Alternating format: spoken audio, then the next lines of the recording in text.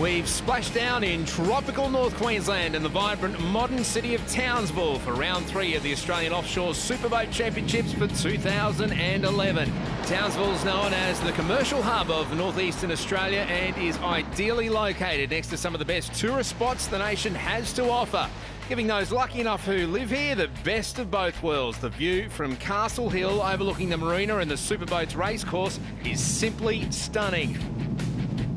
The teams have made the journey north along the coast, a further 400 k's to Townsville following a gruelling round 2 in Mackay, where simply competing in both races was a challenge, given the choppy seas and strong winds all over the weekend. The 2011 Australian Offshore Superboat Championship standings look like this after 2 events.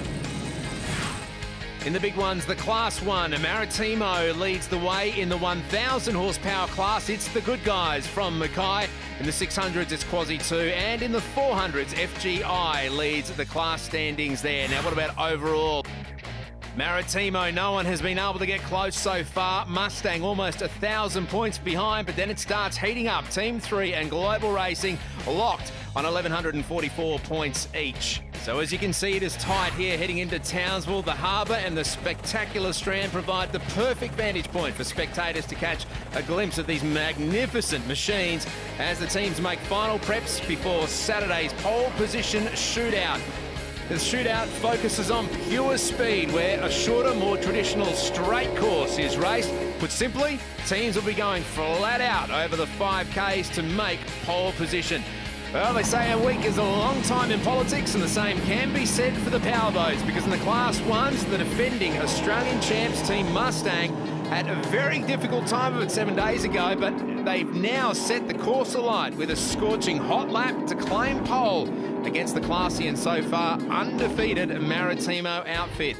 In round 2, Mustang suffered a host of mechanical malfunctions and trim issues in the pounding chop of Mackay, but in near-perfect conditions here in Townsville allowed this super machine to open up her 1,700 horsepower engines and post the best lap with an average speed of just over 158 k's an hour.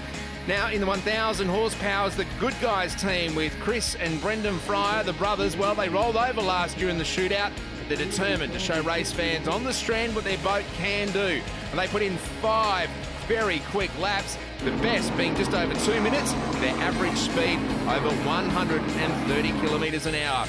Also in this category, the local Townsville team of Maslin Electrical. Let's check in with the boys to see how they are doing. Carl Maslin, he is the throttleman. Driver is Scott Kittle, and they have been, well, they've been having a bit of a rough time of it so far in this series. They are based here in Townsville. They've got 2 525 horsepower V8s on the back. They're going to hit around about 190 to 200 k's an hour, especially in these conditions. Absolutely perfect. Unfortunately, it wasn't a perfect weekend for the hometown heroes. They did have the big green machine flying early, but the boat affectionately known as Kermit, well, it ended up only doing frog stroke after a major mechanical problem meant they missed the shootout. Terrible, you know, gutted to think that we've gone down to Newcastle and survived those seas as big as buildings, and to come here and in testing the day before in reasonably good water to do what we've done. But, you know, that's powerboat racing. You take whatever comes, you know. There's a guy that's not here that's damaged his boat, and he's doing the same thing as we are, I guess. Ours is ultimately fixable. I mean, in realistically 4 hours I could have the thing fixed. I've got all the parts I need, but to do that tonight before racing tomorrow and then run the risk of, one, rushing it, perhaps not doing it properly, you know, I don't think it's worth the risk. So I think we might just be a spectator tomorrow, which is a damn shame. As you said, it is Townsville, and one of the best races of the series, I might add, too, off our lovely strand. But yeah, that's racing. No local bias there, but SUV Dodge Ram had 2 new gearboxes installed after Mackay, and it paid off early. Pace setter in the Supercat 600 class, with a couple of minutes remaining, looked to have poles sewn up until Victorian team and 2-time class champion Saracen came back out into the course, and with time running out, posted a sizzling lap of 2 minutes 21, averaging 121 kilometres an hour. That's a blistering pace over the 5Ks to deny SUV Dodge Ram top spot. Here's BBC Digital. They finished 3rd, ever reliable and consistent. They again showed why they will be the ones to watch. They've switched up a class this year for 2011 and are absolutely taking it apart.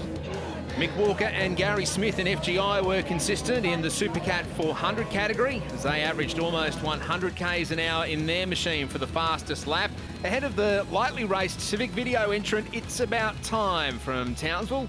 With Mark Taylor and Adam Nicholas aboard, they posted a respectable average speed of 92 kilometres an hour for their fastest lap. All of that means now pole position looks like this. In the Class 1, the Mustangs, they hammered home 1 minute and 53.